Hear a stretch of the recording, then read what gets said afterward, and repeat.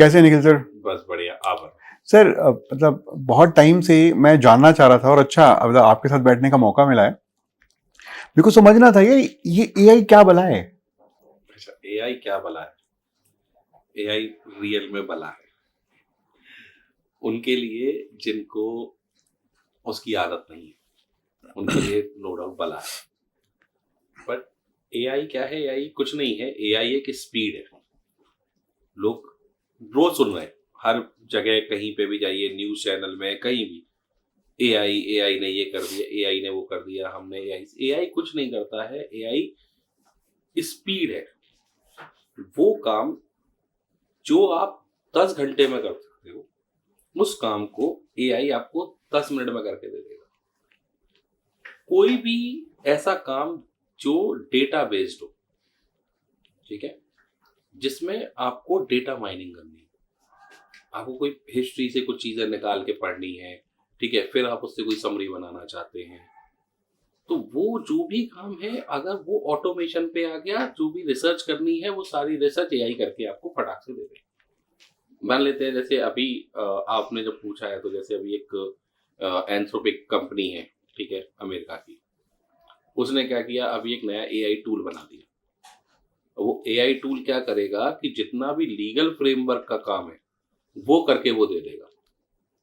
तो as an advocate, मान लेते हैं आप एक एडवोकेट हैं, आपके पास कोई एक केस आया, सही बात है। अब आप उस केस की पूरी हिस्ट्री छानोगे, हाँ ठीक है, हाँ पुराने डेटास निकालोगे बिल्कुल। कि उससे वो किस तरीके से बिलोंग करता है, कब कौन से सन में उसके लिए क्या वर्डिक्ट आया था, उसको किस तरीके से केस को लड़ा गया था, या उसकी क्या क्या चीजें हो सकती हैं। मतलब क्योंकि मैं एक वकील नहीं हूँ, एडवोकेट नहीं हूँ, तो मैंने को नहीं पता कि वो क्या, लेकिन हाँ, करते तो बहुत कुछ है। बिल्कुल तो बहुत सारी रिसर्च है, मोटी मोटी किताबें रखी रहती हैं जब उनके यहाँ जाओ, वो फलाना सही लो बात है, सही बात है। उस सन का। तो हाँ वो सारा का सारा डेटा है तो डिजिटल अवेलेबल है। हाँ बिल्कुल है।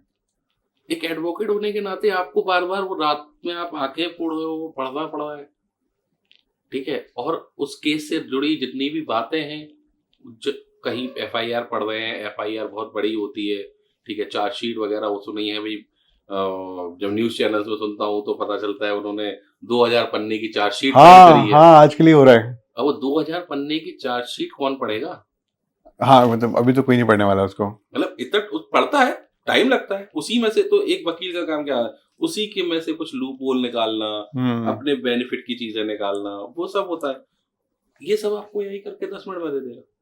हाँ आप इमेजेस अपलोड करो और वहां से आपने इमेजेस अपलोड कर दी, या अगर वो डिजिटल है, जैसे जो मतलब अगर मैं कहूँ तो जो कानून की किताबें हैं, पीडीएफ फॉर्म में वो बेसिकली तो पीडीएफ फॉर्म में अवेलेबल है।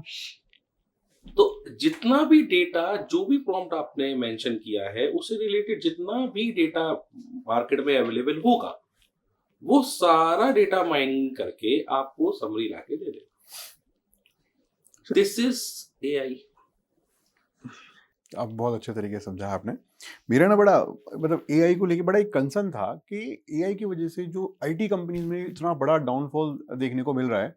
नहीं डाउनफॉल नहीं कहूँगा, स्लो डाउन तो हो ही रही है, एटलीस्ट कुछ तो नीचे करेक्शंस आ ही रही हैं, काफ़ी अच्छी करेक्शंस आ रही हैं इस टाइम।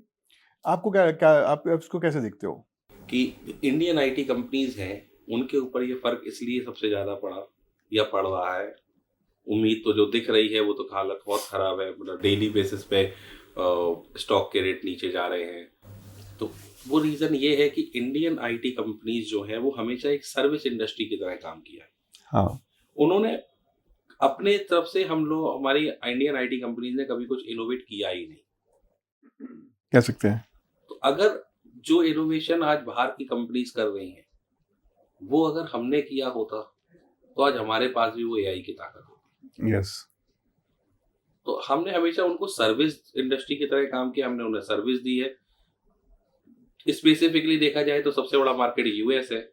हाँ वहाँ पे कंपनी अगर आपसे कहती है कि भाई हमारे लिए एक फलाना सॉफ्टवेयर है, उसको आप डिजाइन कर दो, तो हमने वो फलाना, हमने सॉफ्टवेयर डिजाइन कर दिया। हमने जो चार्ज किया वो हेड काउंट के हिसाब से कर लिया कि इसमें इतने हेड काउंट्स आएंगे, एंड आफ्टर दैट जब ये कंप्लीट हो जाएगा तो उसकी सर्विसिंग पार्ट के लिए इतने टाइम तक इतना हेड काउंट रहेगा। यस ऐसे ही होता है। ऐसे ही होता है, बिल्कुल। है ना? तो हमने हमेशा ये किया, तो हमने क्या किया, सर्विस दी। हमने अपने लिए कुछ नहीं बनाया, हमने ये ऑर्डर नहीं दिया किसी को कि हाँ। हमारे लिए वो चीज डेवलप करो, यस हमारे यहाँ पे वो इंडस्ट्री में ये काम है, या हम कोई नया इनोवेशन करके हम कोई नई चीज लेकर आए, तो ये वहां पे किया गया। अब आज की डेट में जब एआई आ गया, तो अब आपके हेड काउंट्स कम हो जाएंगे, हाँ क्योंकि अब कंपनी आपसे ये कहेगी ना कि आप एआई का यूज करिए ना, आप हाँ हेड काउंट्स कम कर दीजिए, हाँ, तो कंपनी का मार्जिन बढ़ गए, तो आपके वेजेस कम हो गए। वेजेस कम हो गए। हाँ तो अब जो आगे जो चीजें मुझे दिख रही हैं वो इस तरीके की दिख रही हैं। तो इसीलिए चूंकि आपने कुछ इनोवेट नहीं किया, सर्विस इंडस्ट्री हो तो सर्विस की उतनी जरूरत ही नहीं है बिल्कुल। या नहीं पड़ेगी, तो इसीलिए इंडियन आईटी कंपनीज को अगर आप देखेंगे तो उनके रेट बहुत तेजी से नीचे आए, जाए। क्योंकि शायद ऐसा लगा कि नहीं अब इनके पास और क्या काम है। हम्म, क्योंकि जब चीजें ऑटोमेशन पे हो जाएंगी तो फिर आपसे हम कितना काम ले लेंगे, ठीक बात है, क्या करेंगे, कोडिंग एआई खुद करके दे रहा है, बिल्कुल करके दे रहा है। तो इनिशियल स्टेज की जितनी भी चीजें हैं वो तो एआई खुद करके दे रहा है, तो अब आपकी हमें क्या जरूरत और कितनी जरूरत, कितनी जरूरत वो इम्पोर्टेंट है। हाँ, तो जितनी जरूरत उस हिसाब से या तो आप चेंज कर लीजिए। इस हिसाब से तो फिर इंडियन आईटी कंपनीज का फ्यूचर क्या है? इंडियन आईटी कंपनी का फ्यूचर, मतलब देखिए फ्यूचर अच्छा है, फ्यूचर में कोई ऐसा नहीं है, डिपेंडिंग कि क्या आप आज के जो चैलेंजेस हैं उन्हें एक्सेप्ट करते हो और उसके हिसाब से अपने चेंजेस करते हो। फ्यूचर फ्यूचर जो है वो तो ब्राइट है। ऐसा नहीं है कि इंडियन आईटी कंपनीज में या इंडियन आईटी कंपनीज के मार्केट में कोई पहली बार करेक्शन आया है, ठीक है, Y2K हुआ था 2000 तब भी आया था, उसके बाद भी 2008 के बाद तब भी करेक्शन आया, तो करेक्शंस तो आते रहे, हैवी करेक्शंस आए मार्केट में, उसमें कोई इशू नहीं है। इशू ये है कि वो करेक्शन इस चीज जो आज ये वर्ड है एआई, इससे रिलेटेड नहीं था या इस तरीके का चैलेंज नहीं था जिसमें कि आप अपने आप को चेंज कर, जहां पे आपको पूरी तरीके से अपने आप को चेंज करना पड़ेगा। हाँ, वहां पे कुछ बबल थे, वो ठीक है, कोई बबल बन गया, वो फट गया कि ठीक भाई, एक जैसे एक कंपनी हुआ करती थी सत्यम कंप्यूटर्स हमारे यहाँ, हाँ, ठीक है, उसका एक बबल बना था, वो उसमें इशू आया तो वो हो गया, तो उसके चक्कर में आईटी कंपनीज में स्लो, वो अलग चीज थी। यहाँ पे क्या है, यहाँ पे पूरा का पूरा स्ट्रक्चर चेंज हो रहा है, मॉडल चेंज हो रहा है बिजनेस का, हाँ, या बिजनेस मॉडल चेंज करने की बात है, हाँ, अडेप्ट करने की बात है। प्रॉब्लम क्या है कि इंडियन आईटी कंपनीज में या कह लीजिए या इंडिया में या हम लोगों में, जब भी कोई नया बड़ा चेंज आता है तो सबसे पहला हमारा रिएक्शन होता है डिनायल। हाँ, ये सही कह रहे हो आप। क्या यार, ये तो नहीं चलने वाला, ये तो नहीं ये चलने तो कुछ वाला, भी ये है। पता नहीं क्या है, हाँ ठीक है, आया होगा। आया होगा कुछ भी, हमें क्या लेना सेकंड फेज देना। आता है कि अरे ठीक है ना, देखते हैं, देखा जाएगा। हाँ, लास्ट में क्या होता है, देखा नहीं जाता है। हाँ, तो आज जो चेंज हुआ है वो एक बहुत बड़ा चेंज है। मुझे अभी भी याद है, पीछे एक मैं कोई एक वीडियो ही देख रहा था, उसमें भी था कि इन्फोसिस एक कंपनी है आईटी की, काफ़ी बड़ी कंपनी है। अब इन्फोसिस के एक सीईओ हुआ करते थे मिस्टर सिक्का, उन्होंने लगभग आज से 8 साल 10 साल पहले ये वहाँ पे बात रखी थी मैनेजमेंट में कि हमें एआई को प्रमोट करना चाहिए और उसके ऊपर काम करना चाहिए। बट वो बात कहाँ गई, कहीं नहीं है। तो ऐसा नहीं है कि हम लोगों ने, हमारे यहाँ पे सोच नहीं है, सब है। स्किल की मैं बात करूं तो डेटा अवेलेबल है वर्ल्ड में, अगर देखा जाए तो हम 16% हमारी प्रेजेंस है एआई में। अच्छा, हमारे लोगों ओनली इंडियंस, ओनली 16%? इंडियन। तो जो कंपनीज बाहर हैं तो क्या है, उसमें काम तो इंडियन कर ही रहे हैं ना, हाँ, टॉप बिल्कुल पे कर रहे हैं। टॉप पे कर रहे हैं, सही बात है। मतलब जो लोग बना रहे हैं या नया टूल ला रहे हैं, नई रिसर्च कर रहे हैं, तो उसमें हम लोग हैं। हाँ, हमारा स्किल सेट बहुत अच्छा है, उसकी कहीं कोई कमी नहीं है। प्रॉब्लम क्या है, हम क्या वो इंफ्रास्ट्रक्चर दे पा रहे हैं? नहीं। तो हमारा पास कमी आ रही है कि भाई हमने उस तरफ, हमारी सोच नहीं है, हमने बदलने की नहीं सोची, हम उस तरीके का इंफ्रास्ट्रक्चर डेवलप नहीं कर पाए। वहाँ पे कुछ कंपनीज हैं, जैसे अभी रिसेंट में 2-4 दिन पहले की न्यूज़ है, उससे पहले की, कि माइक्रोसॉफ्ट एंड गूगल, तो इन कंपनीज ने मिलके इन्वेस्ट करने के लिए कहा है कि भाई वहाँ के डेटा सेंटर्स में हम इन्वेस्ट करेंगे, काफ़ी बड़े पैसा उन्होंने डाला है कि हम इसमें इन्वेस्ट करेंगे, डेटा सेंटर्स को इम्प्रूव करेंगे, क्योंकि अल्टीमेटली आपको एआई चलाने के लिए, एआई को अगर आपको रन करना है, आप इसे एज अ मॉडल लेके आ रहे हो, आप इसको काम पे लगाओगे, तो उसके लिए आपको डेटा सेंटर्स की ज़रूरत पड़ेगी, क्योंकि अल्टीमेटली डेटा माइनिंग होनी है। बिल्कुल उसके लिए एनर्जी चाहिए। एक बड़ा डेटा सेंटर बनाने का मतलब क्या हुआ कि उसको अनइंटरप्टेड एनर्जी आपको देनी पड़ेगी। हाँ तो ये उसके लिए आपको क्या उस तरीके का कौन सा पावर प्लांट लगाना है वो गवर्नमेंट डिसाइड करेगी, कहाँ पर लगना है, किस तरीके का होगा, वो सब ठीक है, बट वो इंफ्रास्ट्रक्चर है ना, हाँ वो वो आपको डेवलप डेवलप करना करना पड़ेगा। अगर मैं आज ये बात कर रहा हूँ कि भाई हमें ये डेवलप करना पड़ेगा, और दूसरी तरफ बात ये चल रही है कि वहां पे डेवलप हो चुका है, हाँ वो तो कर चुके हैं, वो तो पहले से कर चुके हैं, हाँ वो पहले से उस कर पे चुके काम कर रहे हैं, उसमें कई सारी चीजें बना चुके हैं, काफी आगे निकल चुके हैं। आज लोग कह रहे हैं कि हम उनसे 10 साल पीछे हैं। मैं कह रहा हूँ आज से 1 साल बाद हो सकता है 20 साल पीछे हो जाए, क्योंकि अगर मैंने बात कही एआई एक स्पीड है, तो वो भागेगा भी तो फिर हैं उसी स्पीड से ना। हाँ और वो तो ऑलरेडी दौड़ रहे हैं। वो तो फिर आप समझिए, आप हमें यहाँ पे इमीडिएटली चेंजेस की जरूरत है। आज की डेट में अगर मैं ये बात करता हूँ कि फ्यूचर, जैसे आपने पूछा कि फ्यूचर क्या होगा, फ्यूचर में सर सिंपल है, अगर आप चेंजेस जो है उन्हें अडेप्ट करते हो, उस हिसाब से आगे बढ़ते हो, फ्यूचर इज ब्राइट, उसमें कोई इशू कोई नहीं issue नहीं है, स्टॉक्स के रेट सब देखो ऊपर नीचे होते हैं, करेक्शन वो सब तो में हमेशा होता होती है, रहती है। हाँ कौन सा स्टॉक में किस समय पे एंट्री लेनी है, किस समय एग्जिट करना है, आई थिंक ये आपको डायरेक्टली जो होता है वो अपने एडवाइजर से भाई पूछ लीजिए, ठीक है, उनसे कंसल्ट कर लीजिए।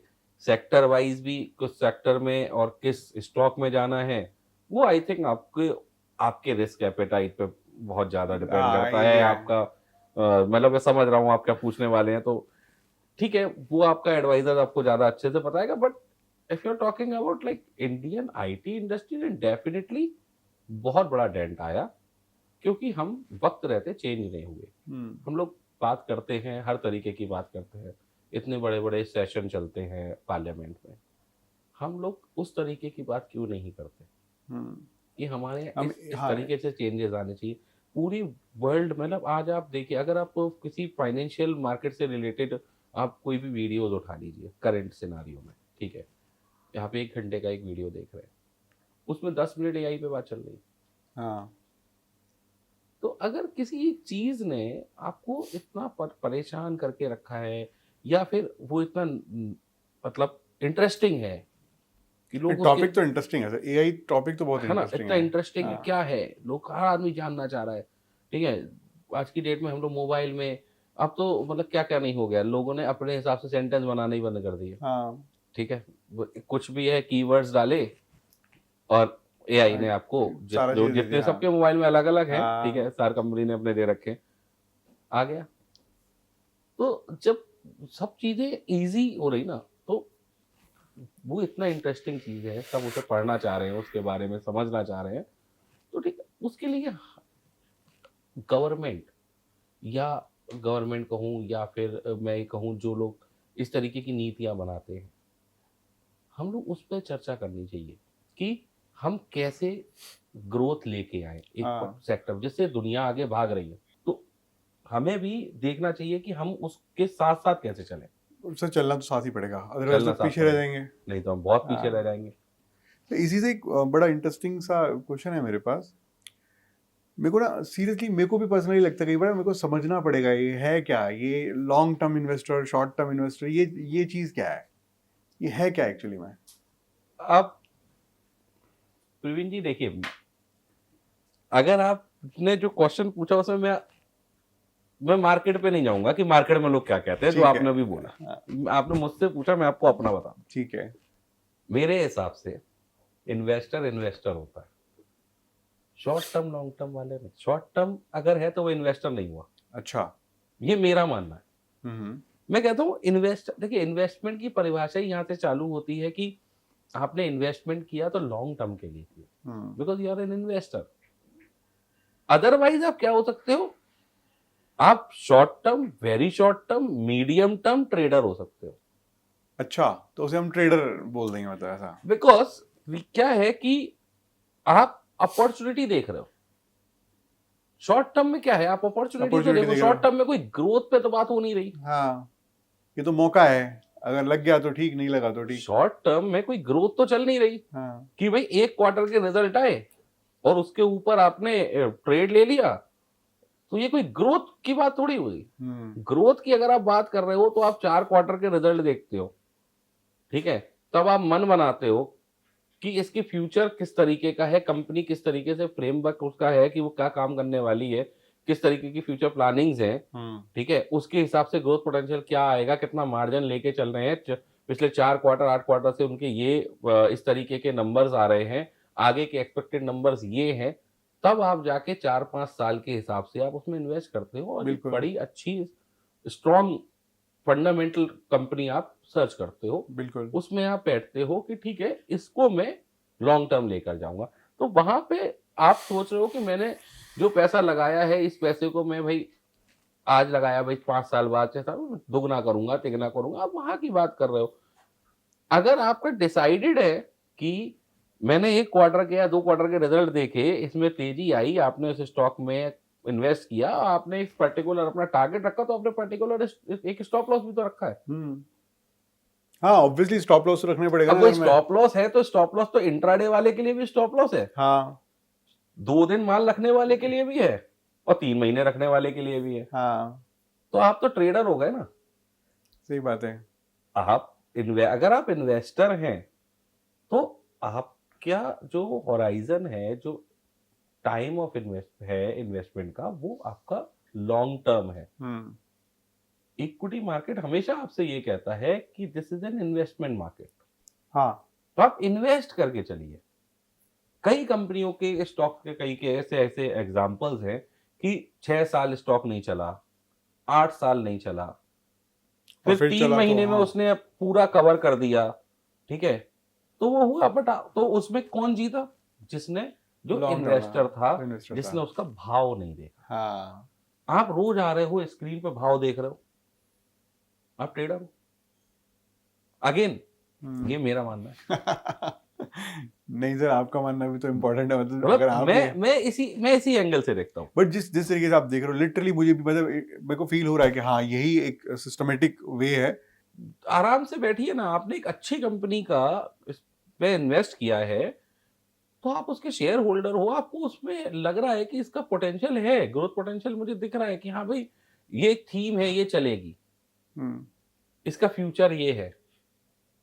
आप बैठे, अच्छी कंपनीज हैं, आप देख लीजिए, जो स्ट्रॉन्ग फंडामेंटल कंपनीज है उनकी ग्रोथ देख लीजिए आप। बिल्कुल एक बात है। आप खुद सोचिए ना भाई, क्या करेंगे आप? रोज स्क्रीन देखेंगे, हाँ 5% ऊपर निकल गए, 20% ऊपर निकल गए, आप रोक ही नहीं पाए। हाँ क्या स्टॉक के रेट आपने नहीं देखे 5-5 गुना हो गए?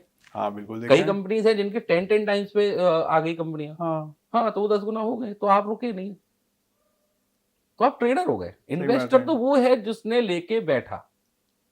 आपने सोच लिया कि ठीक है, मैंने एक चीज 100 रुपए की ली है, मेरा टारगेट है कि भाई मैं इसको 150 पे काटूंगा या एक 200 पे काटूंगा, या मैं 5 साल के लिए इसे रख रहा हूं, इसका 5 साल में ये रेट हो जाना चाहिए। एक इन्वेस्टर तब तक उसमें इन्वेस्ट रहे जब तक उस कंपनी के नंबर्स अच्छे आ रहे हैं, हाँ, वो आपको ग्रोथ दिखा रही है, तो उस कंपनी के अंदर जान है, जान उसके है। स्टॉक में आज नहीं तो कल रेट आ जाएगा। हाँ तो स्टॉक के नंबर आपने देखा, कंपनी के नंबर खराब आ रहे हैं, हाँ 1 क्वार्टर खराब आया, 2 क्वार्टर खराब है, 2-3 क्वार्टर के जब लगातार रिजल्ट्स खराब आ रहे हैं, देन आप अपने एडवाइजर से एक बार कंफर्म करिए, थोड़ा सा पढ़ लीजिए, उसके बाद आप अपने जो भी आपका एडवाइजर है आप उससे कंफर्म करके एग्जिट का पॉइंट देखिए कि मुझे अब यहाँ पे प्रॉफिट बुक करना है, उसमें जब री एंट्री बनेगी तब आप कर लीजिए। तो इन्वेस्टर की मतलब परिभाषा जो है मेरी समझ में तो यही होती है कि भाई इन्वेस्टर मतलब लॉन्ग टर्म इन्वेस्टर है। अदरवाइज तो आप ट्रेडर है। अच्छा, अब मैं लॉन्ग टर्म पे बात कर रहा हूँ। मैं बड़ा मतलब सोच समझ के मैंने क्वेश्चन सोचा है अभी। नहीं बिल्कुल सर। तो अगर लॉन्ग टर्म ही इन्वेस्ट करना है तो कौन से ऐसे सेक्टर्स है जिसमें करना चाहिए? देखिए अगेन, मैं जो खुद सोचता हूं या मेरे को अगर अभी इन्वेस्ट करना है तो मैं कहाँ करूंगा, जो मुझे अच्छा लग रहा है। हाँ तो मुझे यहाँ से जो अच्छे लग रहे हैं वो एक तो क्या है कि बैंकिंग एंड फाइनेंशियल, ये सेक्टर काफी अच्छा लग रहा है, but again for long term, हाँ अभी तो लॉन्ग टर्म की बात अगेन कर रहे फॉर हैं, लॉन्ग अब टर्म, तो हम लॉन्ग टर्म की बात कर रहे हैं। नॉट शॉर्ट टर्म कुछ नहीं। मतलब आप अगर मैं ये मुझसे आप बात करें तो मैं कहूँगा हाँ यहाँ से 3 साल 5 साल की अगर बात करिए तो आप यहाँ से banking and financial is looking good. Hmm आप अभी जो अर्निंग्स आई हैं, अगर आप अभी पीछे की अर्निंग्स देखें 2-3 क्वार्टर की उठा के देखें तो जो क्रेडिट ग्रोथ है वो काफी तेजी से इंक्रीज हुई है, हम्म वापस अच्छे से उसने फिर से रन अप पकड़ा है, तो वो अच्छा लगता है। सेकंड जो है हेल्थ केयर सेक्टर अच्छा लगता है। अच्छा, हाँ लोग बीमार तो पड़ेंगे ही, इलाज तो होंगे ही। हाँ, लेकिन उसमें जो एक मेजर पार्ट है वो अगर आप देखोगे तो वो एक मेजर पार्ट आया है हेल्थ केयर सेक्टर में, तो वो आपका है इन्फ्लेशन, उसका एक बहुत बड़ा रोल है। राइट है। दूसरा आज की डेट में अगर आप देखो सर तो मार्जिन्स काफ़ी हैं चीज़ों में, है ना। हेल्थ केयर सेक्टर में बहुत तेज़ी दिख रही है, बहुत सारे रीजंस हैं और मुझे अच्छा लग रहा है, मैं हेल्थ केयर में जाऊंगा। एक तो एक कोई और एक कोई और मतलब एक सर एक और यहाँ से अगर मैं अगले आपको बात करूं 5 से 10 साल की, डिफेंस पावर। डिफेंस सेक्टर मुझे सीरियसली बहुत प्रॉमिसिंग लगता है। वर्ल्ड वाइड आप देख लीजिए किस तरीके के थ्रेट्स मिल रहे हैं सबको। इवन अभी यूएस ने खुद ही कहा कि जैसे यूरोपियन कंट्रीज से कहा या जो उनके एलाइज हैं जिनको वो अभी तक उन्होंने बैकिंग दे रखी थी कि ठीक है कोई होगा तो हाँ, यूएस विल हेल्प, हाँ अच्छी सपोर्ट दे रखी थी यूएस ने। तो अभी उसने कह दिया जैसे ट्रम्प ने कि भाई देख लो अपना अपना देख लो, बार बार मैं सबको सपोर्ट नहीं कर सकता। हाँ ठीक है, तो अब इसका मतलब क्या है कि आप आपको अपना डिफेंस मजबूत करना पड़ेगा, तो आप डिफेंस पर खर्चा करोगे। अभी कल ही शायद मीटिंग हुई है कहीं म्यूनिक में शायद थी यूरोपियन कंट्रीज की कि उन्होंने अपने डिफेंस पे जो डिफेंस एक्सपेंडिचर है उसको बढ़ाया है, तो वो बात कर रहे हैं कि ठीक है हम इसे 5% तक लेके जाएंगे। हाँ ठीक है, और अभी शायद 3% तक के लिए भी ओके हुआ है, फिर इसको आगे चल के 5% तक खर्चा करेंगे, तो ठीक है। वो मतलब डिफेंस एवरीवन इज लुकिंग कि मुझे अपना बचाव कैसे करना है। नॉट लाइक दैट कि एकदम से भाई किसी ने कह दिया कि मान जाओ नहीं तो हम ऐसा कर देंगे, तो आपके पास अपने बचाव के लिए तो कुछ होना चाहिए ना। बिल्कुल ठीक बात है। हम कब तक डिपेंड होके रहेंगे कि नहीं भाई ठीक है वो आएगा वो मुझे बचा लेगा। हाँ नहीं ये तो खैर अब आज तो के जमाने में तो नहीं है। अब इसका एक बहुत बड़ा एग्जाम्पल है कि आप देखिए इंडिया ने इसमें अच्छा काम किया था। अगर आप पिछले 10 साल से देखें तो 10-1 साल से इंडिया ने डिफेंस के ऊपर जम के खर्च किया। ये तो है। इसका एग्जाम्पल आपको अभी ऑपरेशन सिंदूर में मिला। बिल्कुल मिला। ठीक है, हमारा डिफेंस इतना अच्छा था कि जिस तरीके की रिपोर्ट्स आई हैं कि भाई एक सिंगल मिसाइल या सिंगल ड्रोन हम तक नहीं पहुंच पाया, उसे पहले ही हटा वो खत्म कर दिया। सारे सारे एक भी नहीं बचा। एक भी नहीं। हाँ तो इसका हमें फायदा भी क्या मिला कि और अदर कंट्रीज ने हमसे तुरंत कि अभी हमें अपनी आकाश मिसाइल दे दो, पिनाका दे दो, ब्रह्मोस चाहिए, ब्रह्मोस की सबसे ज्यादा डिमांड हुई है, डिमांड हो रही है, बहुत डिमांड हुई है है ना। ब्रह्मोस तो की। ये सारी चीजें जो हैं वो कहीं ना कहीं ये दिखाती है कि हाँ भाई डिफेंस कितना जरूरी है, और हम अभी भी खर्च कर रहे हैं, हम आगे भी करेंगे।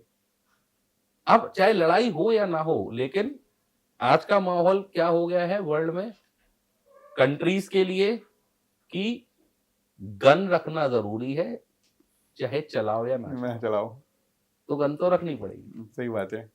तो वो होना चाहिए कि भाई डिफेंस है। जिन जिन कंट्रीज के पास आप देख लीजिए डिफेंस की ताकत है वो अपनी जगह से सेफ है, हाँ उन्हीं की डोमिनेंस चल रही है। डोमिनेंस चल रही है, बात कर सकते हैं आप, एकदम से मतलब एग्रेसिव नहीं हो सकते किसी के ऊपर, समय लगता है, चीजें हैं। वर्ल्ड का माहौल जिस तरीके का चल रहा है उसमें डिस्टरबेंस है बहुत बहुत गंदी वाली और disturbance। उस डिस्टरबेंस के चलते डेफिनेटली हर कंट्री चाहती है कि वो अपने डिफेंस को मजबूत करे, हाँ, उसके लिए वो खर्चा करेगी, हाँ, खर्चा करेगी तो डिफेंस चलेगा। बिल्कुल ठीक बात है। तो मुझे यहाँ पे पर्सनली मतलब मेरे को तो ये सेक्टर्स अच्छा लगता है। अच्छे लगते हैं। तो एक लास्ट सवाल पूछते हैं आज का ना सर, कितने कितने ऐसे तरीके हैं इन्वेस्ट करने के और कितनी ऐसी जगहें हैं जिन पे लोग मतलब एक एक आम आदमी इन्वेस्ट कर सकता है? बहुत सोच के पूछा गया सवाल। सर बस यही कोशिश कर रहा था कि जितना अच्छी चीजें निकाल पाऊं मैं जनता के लिए उतना बेटर है। नहीं, ये आपने क्वेश्चन एक्चुअली में देखा जाए तो बहुत अच्छा पूछा। इसके पीछे रीजन ये है कि इन्वेस्टर एक कोई भी कस्टमर है जिसको इन्वेस्ट करना है, एक व्यक्ति है जैसे इन्वेस्ट करना है, उसको ये पता होना बहुत जरूरी है कि इन्वेस्टमेंट के लिए कितनी जगह है, कहाँ कहाँ पे वो कर सकता है और उसके तरीके क्या क्या है। नो डाउट ये बहुत जरूरी है। हाँ जी। इन्वेस्टमेंट का मतलब ये नहीं है कि मतलब उसके लिए कोई एक पर्टिकुलर अमाउंट डिसाइडेड है मार्केट में कि नहीं भाई इतना होगा तभी आप इन्वेस्ट कर सकते हो, ऐसा कुछ नहीं। अब तो 100 रुपए से भी इन्वेस्ट होता ही कुछ है। भी तो हाँ। हर तरीके का इन्वेस्टर अवेलेबल है। अब आ जाते जो आप क्वेश्चन पूछ रहे थे तो उसमें क्या है, जैसे आपने कहा कितने तरीके हैं इन्वेस्ट करने के। तो तरीके मार्केट में इन्वेस्ट करने के सर बहुत सारे हैं। मैं आपको मेजर बता देता हूं। जैसे आपको प्रॉपर्टी रियल एस्टेट में इन्वेस्टमेंट करना है तो रियल एस्टेट में एक तो है आप डायरेक्ट जाइए जमीन खरीद लिए, प्रॉपर्टी खरीद लिए, जो भी खरीदना खरीद बिल्कुल लिए। ठीक है। ठीक है। एक है कि कुछ रीट फंड्स आते हैं, ठीक, वो भी अवेलेबल है। अच्छा। रीट फंड्स में क्या होता है कि आप फंड मैनेजर को पैसा देते हैं, वो फंड मैनेजर ने डिसाइड कर रखा है, या फैक्ट शीट में आपको सारी चीजें मिल जाएंगी कि कहाँ कहाँ वो इन्वेस्ट करेगा, आप उसके थ्रू भी रियल एस्टेट में इन्वेस्ट कर सकते हैं। एक चीज होती है AIF, ऑल्टरनेटिव इन्वेस्टमेंट फंड। अच्छा, ये वो वाला यही नहीं है। नहीं, ये AIF है। अच्छा, यही एफ है। ये AIF है। हाँ। AIF में क्या होता है कि मिनिमम इन्वेस्टमेंट का कमिटमेंट जो है वो है 1 CR। अच्छा। हाँ, उसकी भी एक टाइमलाइन है हाँ। कि फंड मैनेजर आपसे टुकड़ों में पैसा लेता है। मैक्सिमम AIF में है कि 1 साल तक में वो पैसा आपसे ले लेगा। लेते हैं। और इसकी एक मैच्योरिटी भी होती है कि भाई 6 साल का प्रोडक्ट है, 7 साल का या 8 साल का है, और वो आपको मैच्योर होके पैसा मिलेगा। तो उसमें ये भी रहता है कि एक सर्टेन टाइम के बाद देखा जाए, मतलब कि फंड मैनेजर की कॉल है कि वो आपको कब से पैसा वापस धीरे धीरे करके वापस अच्छा, भी करने लगता है। ये भी होता है। हाँ, अब तो आपको वो आप वापस भी टाइमली मिलने लगता है। हाँ मतलब इसमें ये नहीं कि आपने एक पैसा दिया तो आपको एक साथ वापस मिल रहा है। अच्छा, आपको एक सर्टेन टाइम के बाद थोड़ा थोड़ा वापस थोड़ा आना थोड़ा है। करके फंड मैनेजर उसको फंड को क्लोज कर, क्योंकि उसे क्लोज भी करना बिल्कुल ठीक बात है। हाँ। है ना, उसकी टाइम लाइन है, उस टाइम के अंदर उसे क्लोज भी करना है। हाँ। AIF के अंदर भी अलग अलग थीम होते हैं। तो एक थीम है जैसे रियल एस्टेट से रिलेटेड है, कुछ AIF है जिसमें रेंटल का पार्ट है कि रेंट हम ऐसी जगह इन्वेस्ट करेंगे जहाँ से रेंटल आएगा। रेंटल आएगा, हाँ। कोई कहता है फंड मैनेजर का अपना अपना कॉल, मतलब अलग अलग थीम है कि भाई हम प्रॉपर्टीज में इन्वेस्ट करेंगे, इनमें इन्वेंट्री ले ली, वहां से फिर जो सेल ऑफ करेंगे तो वो आएगा, जो रिटर्न आएगा वो तो आप वहां से भी जा सकते हैं। कुछ AIF ये कहते हैं कि भाई ठीक है हम प्राइवेट इक्विटी में इन्वेस्ट करेंगे। अच्छा। ठीक है, वो कंपनी जिनके IPO आने वाले हैं, ठीक है, जो IPO लाने वाली है उनकी इक्विटी बाय कर लेंगे और फिर तो उसके थ्रू भी वो उसके थ्रू रिटर्न भी, निकाल के हाँ। देते हैं। कुछ है डायरेक्ट इक्विटी से रिलेटेड भी है, कुछ डेट के भी हैं जिसमें वो डेट का पार्ट भी रखते हैं ताकि आपको कुछ फिक्स रिटर्न मिल सके। ठीक, हर तरीके के अलग अलग आपको बहुत सारे मिल जाएंगे। मतलब एक कैटेगरी है AIF, समझ गया। उसके अंदर इन्वेस्टमेंट के लिए आप AIF कर सकते हैं। एक होता है PMS, पोर्टफोलियो मैनेजमेंट सर्विसेज। इसमें आपका है कि मिनिमम इन्वेस्टमेंट जो है वो 50 लाख है। अच्छा। तो 50 लाख डिसाइडेड है, इससे कम आप इन्वेस्ट नहीं कर सकते, तो वो PMS में नहीं आएगा। आपने इसमें भी अलग अलग थीम है, तो सब फैक्ट शीट में लिखा होता है। जैसे म्यूचुअल फंड में होता है ना, आप कहते हो कि भाई मुझे लार्ज कैप में जाना है, मुझे मिड कैप में जाना है, ठीक है, या फिर मुझे फ्लेक्सी कैप में जाना है, स्मॉल कैप हो गया, या आपने कोई पर्टिकुलर थीम पकड़ लिया कि मुझे सेक्टोरल में जाना है, मतलब कि मैं कंज्यूमर गुड्स में जाना चाहता हूँ या कंजम्पशन फंड में जाना चाहता हूँ। ठीक है, तो आप उस तरीके के रियल एस्टेट के है, फार्मा के म्यूचुअल फंड हाँ, अवेलेबल बहुत है, सारे हैं, तो हाँ। आप वो सारी सेक्टर चूज कर सकते हो। ऐसे ही इनमें भी होता है, तो सेक्टर वाइज भी है। फंड मैनेजर ने किस तरीके की स्कीम बना के आपको दी हुई है वो उसमें सारे फैक्ट शीट पे। जिस पे आपने एग्री किया हुआ है हाँ, बेसिकली। अगर आपको लगता है तो इक्विटी वाले भी हैं, आप उसके थ्रू भी जा सकते हैं। वहां पे क्या होगा, आपने पैसा दिया, फंड मैनेजर अपने हिसाब से पोर्टफोलियो डिजाइन करेगा, अपने हिसाब से एंट्री एग्जिट लेगा। ठीक है, और उसकी जो भी ईयरली फीस है, जो मैनेजमेंट फीस है, वो AIF में भी लगती है, इसमें भी लगती है, वो मैनेजमेंट वो आपसे फंड फीस चार्ज मैनेजर करेगा। चार्ज हाँ। करेगा। इस PMS में ऐसी कोई टाइमलाइन नहीं है, आप लॉन्ग टर्म इन्वेस्ट कर सकते हो, 5 साल 10 साल जब तक चल रहा है आप चलाइए, आपको अच्छा प्रॉफिट आ रहा है, कोई दिक्कत नहीं है। उसके अलावा अब एक नई चीज, और अभी जैसे म्यूचुअल फंड तो हो ही गया, एक मिनी पीएमएस करके भी अभी एक नया लॉन्च हुआ है। Mini PMS. मतलब लोग उसे मिनी पीएमएस कह सकते हैं क्योंकि वो वर्क उसी तरीके से करता है, उसे एसआईएफ कहते हैं। तो आप उसके थ्रू भी इन्वेस्टमेंट कर सकते हो, उसमें मिनिमम इन्वेस्टमेंट 10 लाख का है। अच्छा। ठीक है, वो भी इसी तरीके से काम करता है, वो भी थोड़ा सा उसमें भी हर तरीके के हैं, डायरेक्ट इक्विटी का भी है, डेरिवेटिव सेगमेंट भी है उसमें, कि कुछ पार्ट डेरिवेटिव में भी रहेगा, उसमें कुछ आर्बिट्राज से रिलेटेड भी है जहाँ पे आपको मतलब डेट का भी फ्लेवर मिल जाएगा। तो मतलब हाई रिस्क, मॉडरेट और वो सारे थोड़े थोड़े थोड़े थोड़े थोड़े कंजर्वेटिव, थोड़े। आपको हर तरीके के अवेलेबल मिलेंगे प्रोडक्ट, डिपेंडिंग कि आप किस तरीके के इन्वेस्टर हो, आपकी सोच क्या है, आपका रिस्क एपेटाइट क्या है। आप रिस्क में लेना चाहते हो तो आप उस तरीके का प्रोडक्ट चूज कर लोगे। तो प्रोडक्ट मैं जो बता रहा हूँ कि आप कहाँ कहाँ से इन्वेस्ट कर सकते हो, तो एसआईएफ है जिसमें आपको 10 लाख तक मिनिमम, आपको 10 लाख इन्वेस्ट करना है। अब मैं उसके नीचे आता हूँ तो फिर आपका डायरेक्ट इक्विटी हो गया। डायरेक्ट इक्विटी में आप कितना भी पैसा डाल के इन्वेस्ट कर सकते हैं, कम ज्यादा। म्यूचुअल फंड आपको पता ही है, मतलब अब तो 100 रुपए पर डे की एसआईपी अवेलेबल है। तो आप एसआईपी के थ्रू भी इन्वेस्ट कर सकते हैं, आप लमसम भी इन्वेस्ट कर सकते हैं। आप कहते हो कि मुझे कमोडिटी, मुझे गोल्ड, भाई आजकल आपको फ्लेवर एकदम गोल्ड सिल्वर, तो आपको गोल्ड और सिल्वर में भी डायरेक्ट अगेन आप फिजिकल ले सकते हैं मार्केट से। आप डीमेट अकाउंट ओपन करके गोल्ड और सिल्वर के ईटीएफ बाय कर सकते हैं, वो एक्सचेंज में ट्रेड होते हैं। आप म्यूचुअल फंड के थ्रू जाना चाहते हैं तो म्यूचुअल फंड में भी गोल्ड और सिल्वर के स्कीम्स अवेलेबल हैं, आप वहां से भी बाय कर सकते हैं, वहां पे इन्वेस्ट कर सकते हैं। तो देखा जाए तो ये जितने भी एसेट क्लासेस हैं, आप वो सारे के सारे एसेट क्लास का मजा दोनों तरीके से ले सकते हो। आप फिजिकली मतलब रियल एस्टेट में आप सीधा प्रॉपर्टी बाय कर सकते हो, आप प्रोडक्ट के थ्रू भी कर सकते हो, फंड मैनेजर के थ्रू। आप कमोडिटी सेगमेंट में जैसे मैंने कहा मेनली गोल्ड सिल्वर की अगर मैं बात कर रहा हूँ, तो आप प्रीशियस मेटल में इन्वेस्टमेंट कर सकते हो, डायरेक्ट भी कर सकते हो, और आपको लगता है कि नहीं भाई मैं यूनिट्स में करना चाहता हूँ, मुझे फिजिकली नहीं रखना है, तो फंड मैनेजर्स के थ्रू कर सकते हो। आपको लगता है मुझे डेट मार्केट में, मतलब जहां पे इंटरेस्ट आता है, एफडी के थ्रू आप बैंक में डायरेक्ट कर सकते हो, आपको एफडी से थोड़ा बहुत ज्यादा चाहिए तो एनबीएफसी की जैसे एनसीडीज वगैरह आती है वहां कर सकते हो, या फिर आप म्यूचुअल फंड की किसी ऐसी स्कीम में इन्वेस्ट कर सकते हो जो डेट मार्केट में इन्वेस्ट करते हैं, आप वहां से भी कर सकते हो। आपको दोनों फ्लेवर चाहिए कि मेरे एक इन्वेस्टमेंट में ऐसा करूं जिसमें मुझे इक्विटी का भी मजा आ जाए और मुझे वो फ्लेवर मुझे डेट का भी मिल जाए, तो आप बैलेंस एडवांटेज फंड्स अवेलेबल है म्यूचुअल फंड के अंदर, उस तरीके की स्कीम में जा सकते हैं जिसमें डेट और इक्विटी दोनों का पार्ट होता है, तो आप वहां भी जा सकते हैं। तो मोटा मोटा देखा जाए तो सर जितने अभी तो मुझे एकदम याद आ रहे थे, तो ये नहीं सर, इससे बहुत हेल्प मिलती है। आपने आपके काफी कुछ निकाल दिया आपने, इतना सारा ज्ञान मतलब आपने जो दिया है ना, मतलब लिटरली मतलब अच्छा लग रहा है मुझे ये सुन के, क्योंकि मुझे अभी तक ये सारी चीजें पता नहीं थी कि ये भी सारी ये मतलब अलग अलग सेगमेंट्स भी हैं इसके अंदर।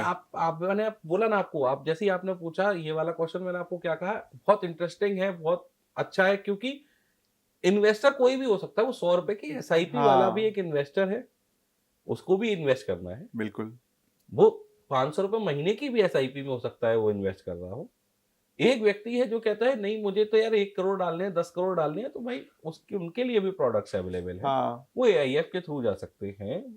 और अगेन सबका अपना अपना रिस्क एपेटाइट होता है, पॉकेट साइज होता है, बिल्कुल। बट हाँ कहाँ कहाँ और कैसे कर सकते हैं, तो कोई कंपल्शन नहीं है कि नहीं मुझे गोल्ड लेना है तो मैं फिजिकल मार्केट में ही जाके लूंगा, नहीं आप ऐसे भी ले सकते हो। हाँ, वो अवेलेबल है आज की डेट में, तो सर बहुत सारी चीजें अवेलेबल है। डन है सर, है ना, काफी अच्छी चीजें मिली आपसे और अच्छा ज्ञान मिला हमें। थैंक यू सर, आगे फिर बैठेंगे एक बार।